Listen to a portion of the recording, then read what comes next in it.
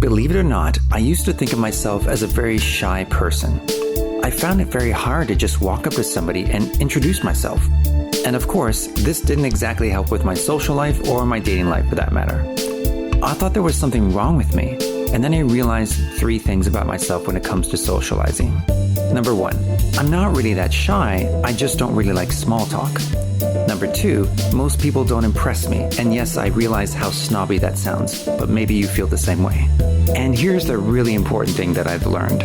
I have the power to leave a conversation or to improve the quality of the conversation at any time.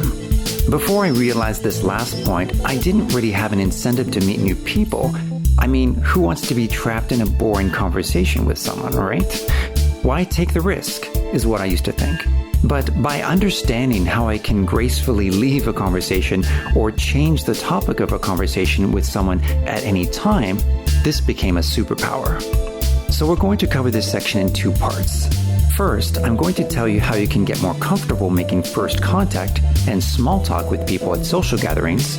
And secondly, I'm going to tell you how to get out of a conversation or improve it so you don't feel trapped. So let's start off with my top 6 tips for making first contact and small talk. Number 1, before you leave to attend an event, take some time to review your conversation skills worksheets that we covered in the last section. This will boost your confidence before you even arrive at the event. Number 2, if it's a public event, make sure that you arrive on time or just a bit early. That way you might be able to chat one-on-one with the organizer, and this way you can meet people as they arrive.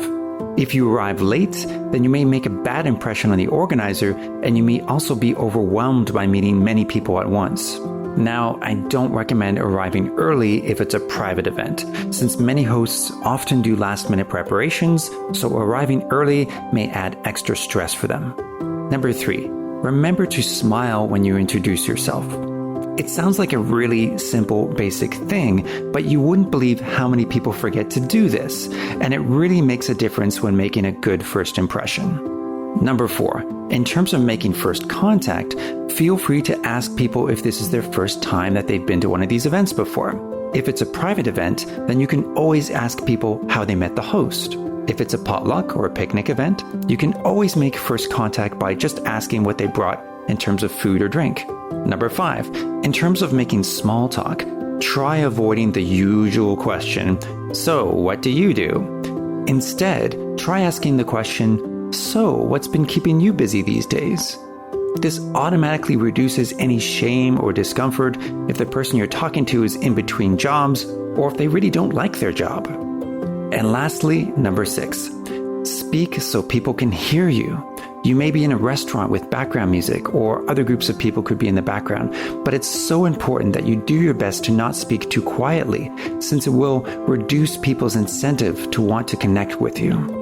Okay, so now that we've covered how to make first contact and small talk at social gatherings, let's go over my top 5 tips on how you can leave a conversation or improve a conversation so you don't feel trapped. Number 1, invite someone else nearby into the conversation. This does 2 things. It allows someone else who may be in between conversations to join your conversation, and it reduces the pressure on you to maintain the conversation, especially if you're losing interest. Plus, this person may just spice up the conversation. Number 2, you can get out of the conversation by saying that you need to use the washroom. Consider this to be your default get out of conversation free card. And yes, there's no pressure to continue that conversation when you get back. And in fact, it's probably best if you find someone else to chat with as soon as you get out of the washroom, just in case that person tracks you down to just continue where you left off. But most likely, they will have started to talk with someone else anyways. Number 3, suggest that you both join another conversation nearby. For example, you could say something like, "Sorry to interrupt, but I just overheard them talking about whatever, the latest movie coming out, for example. And do you mind if we join that conversation?" If there are more than 2 of you in the conversation, then you don't need to suggest that you all move to the other conversation. You can just excuse yourself or just slowly walk to the other conversation. Number 4, if you like something about the person you're with, but you're kind of bored with the conversation, you can always say something like, "By the way, that reminds me, what do you think of, so-and-so?" Or, I know this is completely off topic, but and then feel free to ask a question to start off on a completely different topic that you're much more interested in talking about. And finally, number 5, point out something of interest around you. Maybe you're sitting in a restaurant or in someone's home and you notice a picture on the wall that is beautiful or interesting looking.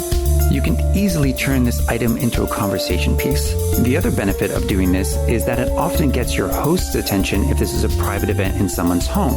And now you've got a conversation piece when you can say something like, "Wow, I really love this painting. Where did you buy it?" Or, "Did you take this photograph?"